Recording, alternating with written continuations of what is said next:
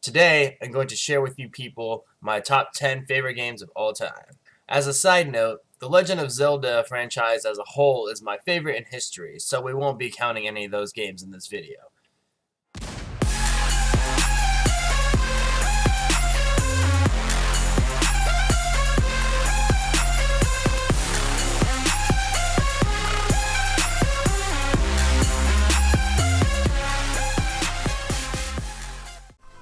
Power Stone 2.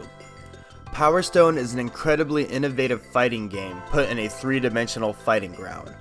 You fight and throw items and collect Power Stones to become a more powerful version of yourself. Seriously, this game is incredible. I will say, however, Power Stone 2 in my eyes is a much better game. They took everything about the first game and just made it better. The stages had multiple moving parts to it, and don't even get me started on the craziness of the item shop and creating weapons. This is one of the few times the sequel has been better than the original. Age of Empires 2. I'm a really big fan of real-time strategy games. There's just something about building up a huge army and watch them destroy another army that is just so satisfying. Building up resources and advancing your army is both a difficult and rewarding process. The game still has a cult following, by the way. In the past few years, Age of Empires 2 has come out with additional DLC. That says something since the game originally released in 1999. The single player campaign is also a good history lesson. You play through multiple stories and get to play as several different races. Have you ever just wanted to play a game with one of your friends and watch a war unfold? This is the game for you. Sonic Adventure.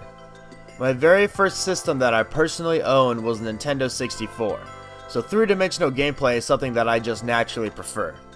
Some games unfortunately did not make the transition from 2D to 3D very well, but Sonic Adventure did so smoothly. One thing about this game that was so unique from other Sonic games at the time was having 6 playable characters with their own story that intertwined with the main story at the same time. Voice acting and more story-driven content was introduced in this Sonic game, which gives it a spot on my top 10 favorite games ever. And don't get me wrong, Sonic Adventure 2 was also great, but mostly just because of Shadow. Sonic Adventure 3 maybe? Let's hope so. Golden Sun: The Lost Age. This is a series on the Game Boy Advance that many people overlooked.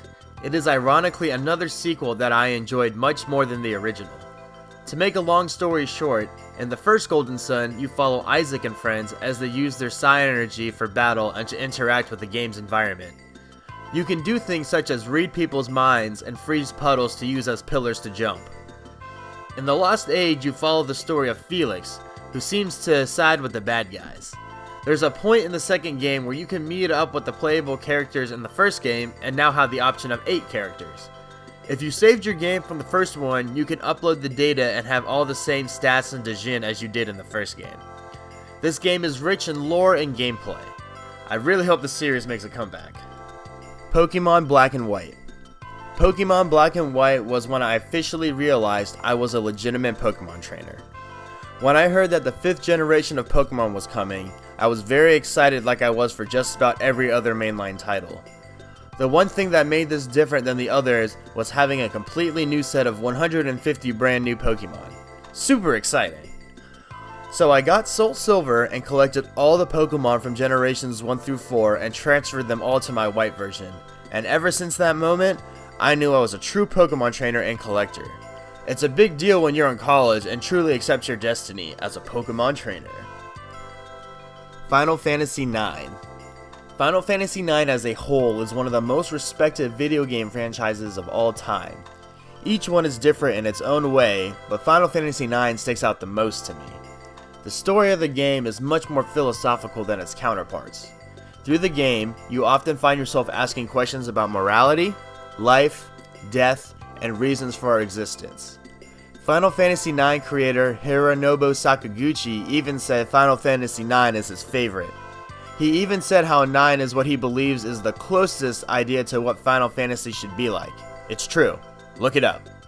You can forget the iconic Vivi? I don't think so. That story was incredible, and that's just one of the most epic tales in the game. I've beaten this game a few times over and there is still more for me to uncover. Fire Emblem Radiant Dawn. In case you didn't know, Fire Emblem is a turn-based tactical RPG that is known for being notoriously hard. Little did I know, Fire Emblem Radiant Dawn is known to be one of the hardest games in the series. It was the first game in the series I ever played, and I'm glad it was. The other games are still super hard, but I'm able to look back and say, well, at least it's not as crazy as Radiant Dawn. Fire Emblem also features permadeath. That's when a character dies and they're gone forever. In later games, they introduced a casual mode where characters come back after each match. But for real Fire Emblem fans, such as myself, we refuse to play casual. Most of the fun is in the tactics and strategy after all. If you've ever played Smash Bros, you may notice Ike. This is one of the games he appeared in.